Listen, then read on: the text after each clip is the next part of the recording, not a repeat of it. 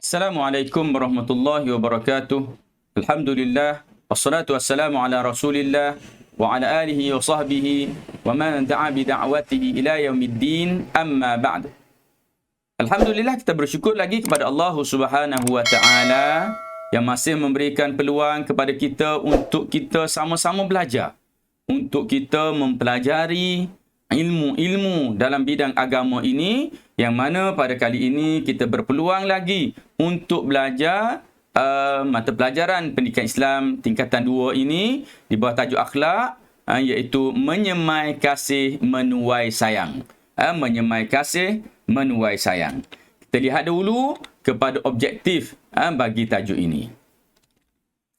Objektif pembelajaran mengetahui maksud mahabbah. Mahabbah tu bolehlah kita kata kasih sayang lah tu. Yang kedua, mempelajari sifat kasih sayang Rasulullah, sifat mahabbah Rasulullah tu macam mana. Yang ketiga, memahami hubungan kasih sayang dan iman. Memahami hubungan kasih sayang dan juga iman. Dan terakhir, menjawab soalan kebat. Sama-sama Ustaz bimbing untuk jawab soalan kebat dan menjawab soalan di bahagian deskripsi di bahagian bawah video ini nanti. Kasih sayang atau perkataan mahabbah dari sudut bahasa, ia memberi makna cinta, kasih, sayang dan kecenderungan diri. Kecenderungan diri juga dipanggil sebagai kasih sayang ataupun cinta, keinginan. Dari sudut istilah, kecenderungan diri terhadap sesuatu yang baik, ini dikira sebagai kasih sayang. Kasih sayang ini yang dikendakinya, dari sudut syaraknya, dari istilahnya ialah ia sesuatu kecenderungan, keinginan kepada sesuatu yang baik. Dalil sifat kasih sayang iaitu firman Allah Subhanahu wa taala, A'udzubillahi minasyaitonirrajim, innallaha yuhibbul muhsinin. Sesungguhnya Allah suka kepada orang yang berusaha membuat kebaikan. Muhsin ialah orang yang nak mengubah satu perkara, nak jadikan ianya baik, ataupun dah baik, nak jadikan ia lebih baik. Itu orang yang muhsinin. Baik, dalil sifat kasih sayang lagi, iaitu satu ayat juga difirmankan oleh Allah Subhanahu wa taala, A'udzubillahi minasyaitonirrajim, Muhammadur Rasulullah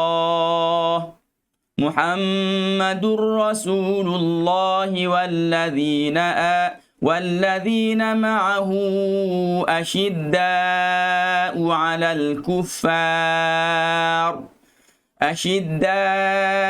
'alal kuffari ruhama'u bainahum. Maksudnya, Nabi Muhammad pesuruh Allah. Muhammadur Rasulullah. Muhammad itu pesuruh Allah. Walladzina ma'ahu, dan orang-orang yang bersama dengannya, iaitu para sahabat. Asyidda'u 'alal kuffar, mereka bersikap tegas terhadap orang-orang kafir. Ruhama'u bainahum, dan mereka berkasih sayang sesama sendiri. Mereka berkasih sayang sesama sendiri, sesama umat Islam. Hadis berkaitan dengan sifat kasih sayang. Sabda Nabi SAW, la yu'minu ahadukum hatta yuhibba li akhihi ma yuhibbu li nafsihi. La yu'minu ahadukum hatta yuhibba li akhihi ma yuhibbu li nafsihi. Maksudnya ialah tidak sempurna, tidak beriman di situ dengan makna tidak sempurna iman. Tidak sempurna iman. Okey.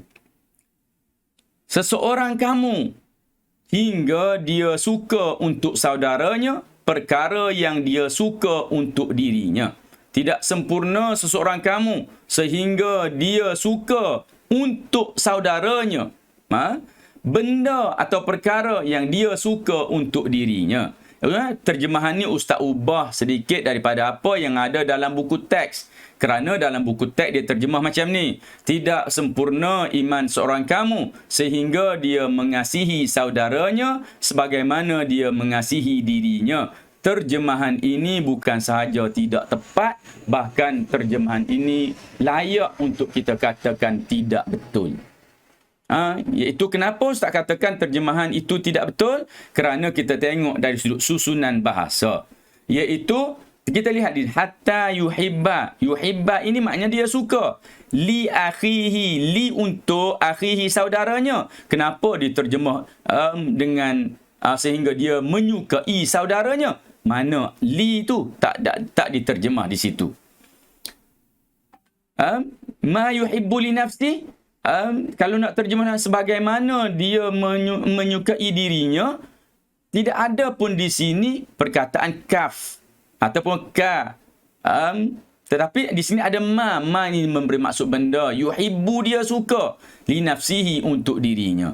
Kalaupun kita nak guna terjemahan yang banyak diterjemah dalam buku-buku itu, ianya memberi suatu makna yang tidak mampu untuk kita buat.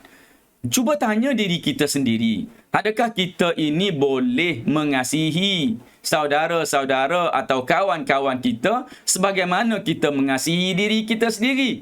Ustaz percaya ramai di kalangan kita akan jawab tak mampu. Kita tak boleh nak sayang orang lain macam kita sayang diri kita sendiri. Maka kalau begitu, Rasulullah telah menyuruh kita berbuat sesuatu yang kita tidak mampu. Maka dengan itu, ia merupakan satu terjemahan yang sangat tidak tepat. Dan kita kena ubah kepada terjemahan tidak sempurna iman seorang kamu sehingga dia suka untuk saudaranya perkara yang dia suka untuk dirinya, dengan makna kalau kita ni senang, kita nak kita ini contoh, kita nak kita berjaya dalam peperiksaan, maka kita juga nak kawan-kawan kita berjaya sama semacam kita berjaya. Kalau kita ini mendapat nikmat, Allah bagi kita dapat beli rumah yang besar dan selesa, maka kita nak kawan-kawan kita juga dapat rumah besar dan selesa.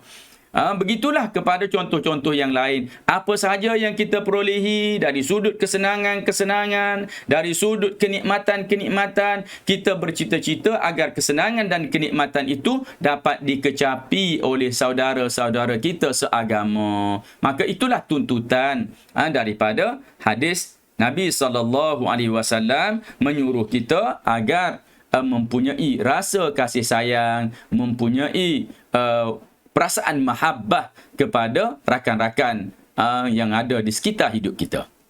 Baik, terus. Kasih sayang Rasulullah SAW. Kita lihat.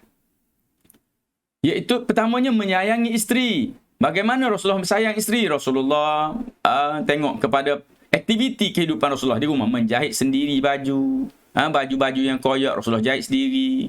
Rasulullah kadang masak. Jadi ini bagaimana satu bentuk mahabbah, satu bentuk kasih sayang yang ditunjukkan oleh Rasulullah dalam kehidupan berkeluarga. Rasulullah sentiasa bergurau senda dengan isteri baginda Nabi SAW. Jadi Rasulullah ini merupakan seorang yang menunjukkan sifat-sifat penyayangnya dalam kehidupan berkeluarga. Kepada anak-anak kecil, Rasulullah mengucup cucu baginda, Rasulullah mengucup, memeluk, mengusap kepala kanak-kanak yang ditemui. Jadi ini merupakan ciri-ciri kasih sayang yang ditunjukkan oleh Rasulullah SAW kepada kita. Kasih sayang yang diredai Allah. Pertama, mencintai Allah dan Rasul. Apa makna cinta Allah, cinta Rasul ni? Mendahulukan perintah Allah dan Rasul. Kita ni kalau kita berhadapan dengan suatu perkara yang mana di situ ada perintah Allah dan Rasul, di situ ada keinginan kita, maka kita dahulukan perintah Allah, kita utamakan perintah Allah dan Rasul, maka ini dikatakan kita mencintai Allah dan Rasul. Apa lagi yang menunjukkan kita ini mencintai Allah dan Rasul? Kita menegur perbuatan mungkar, kerana mungkar itu nak ditegur oleh Allah, mungkar itu ditegur oleh Allah, mungkar itu ditegur oleh Nabi SAW. Maka kita pun, kalau kira kita tak nak tegur, nanti orang takut, orang tak suka dengan kita. Tapi kita tegur perbuatan mungkar, kerana apa? Kerana kita mencintai Allah Subhanahu Wa Taala dan Rasulnya. Yang kedua, mengasihi ibu bapa dan keluarga.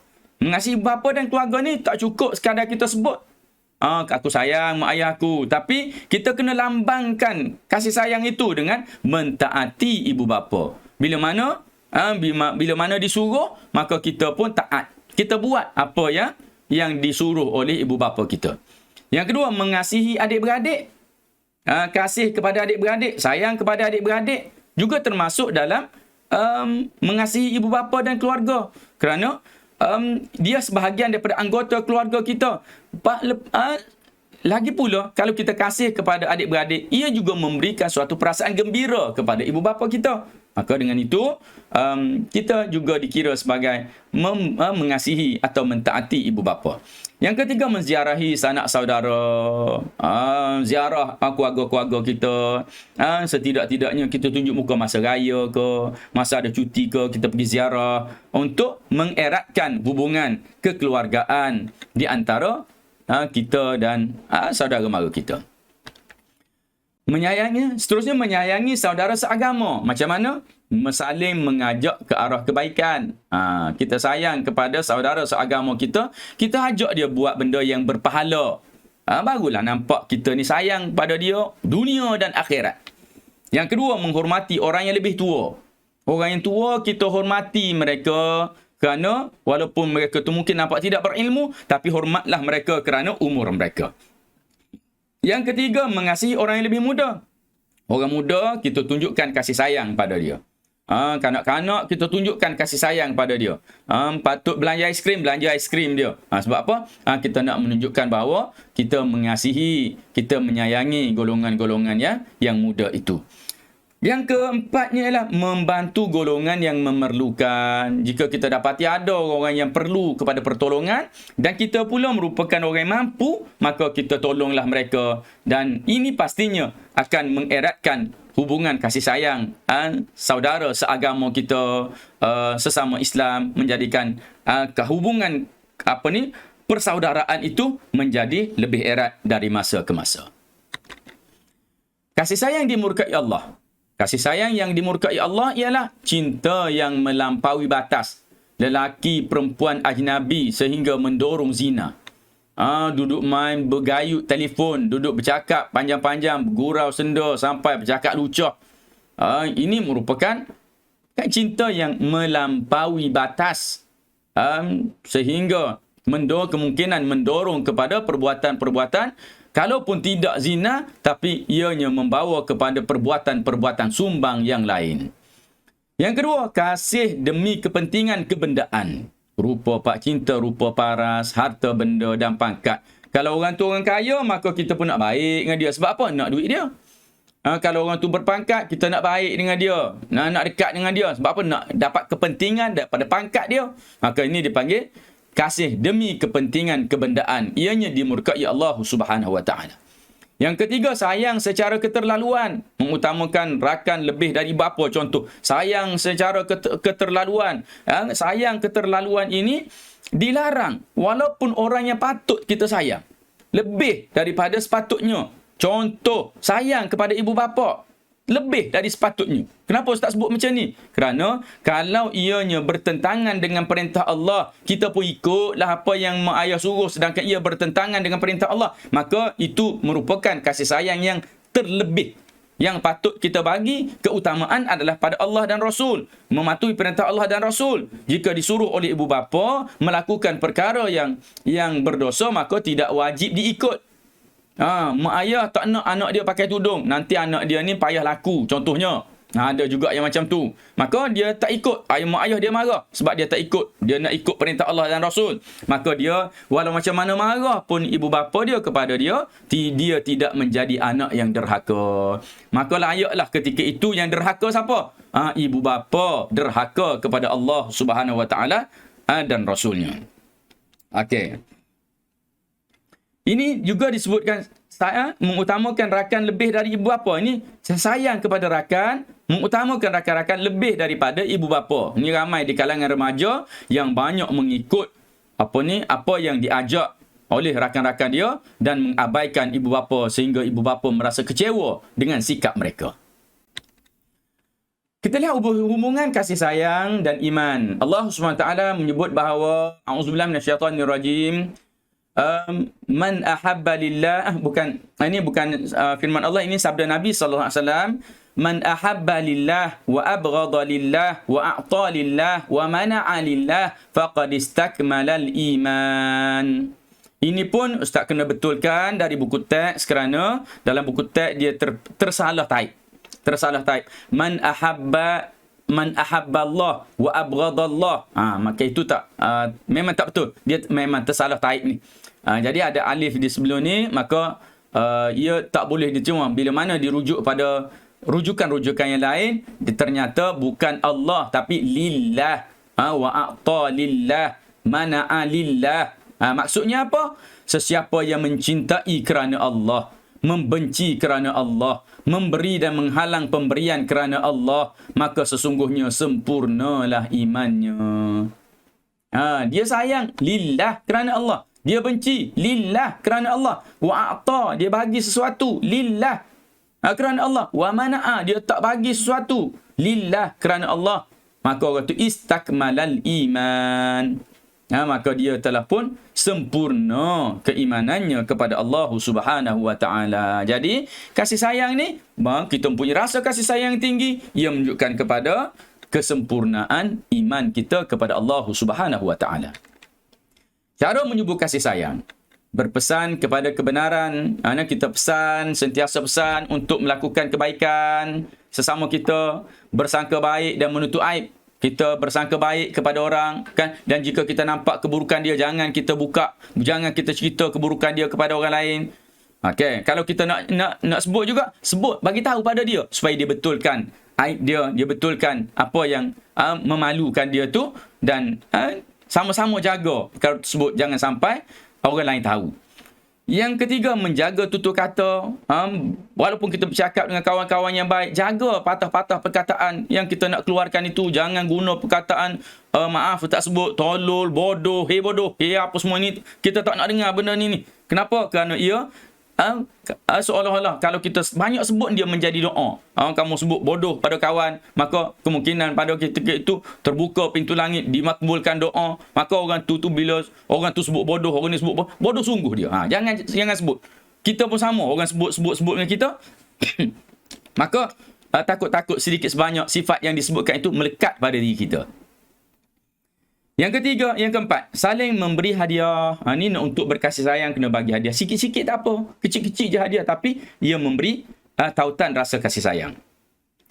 Menghormati orang yang lebih tua dan mengasihi yang muda. Sebagaimana yang Ustaz sebutkan tadi, orang tua kita hormati dia, orang muda kita kasihi, kita tunjukkan perbuatan-perbuatan yang menunjukkan bahawa kita ini menyayangi mereka. Hikmah kasih sayang. Memenuhi tuntutan agama kerana Allah dan Rasul.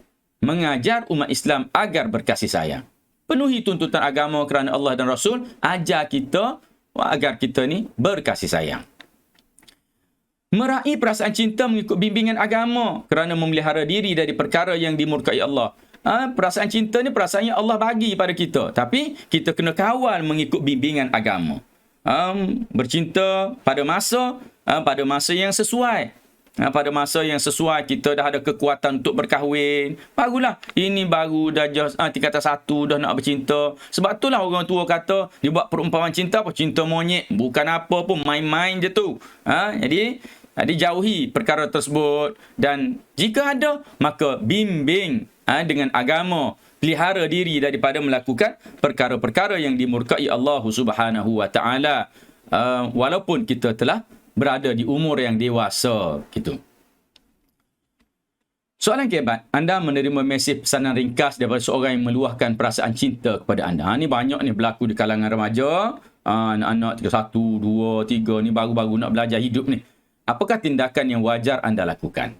Okey, kita lihat contoh jawapan yang Ustaz bagi. Menasihatinya agar tidak bercinta, kerana cinta di kalangan remaja banyak membawa kepada keburukan.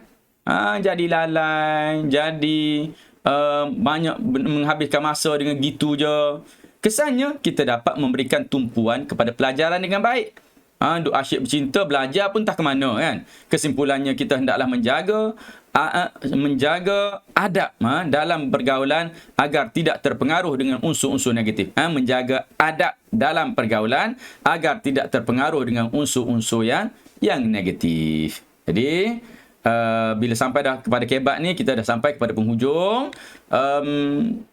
Sila jawab soalan di bahagian deskripsi. Dan Ustaz sudahi dulu dengan aku qauli hadza wa astaghfirullahal azim li wa lakum. Wassalamualaikum warahmatullahi wabarakatuh.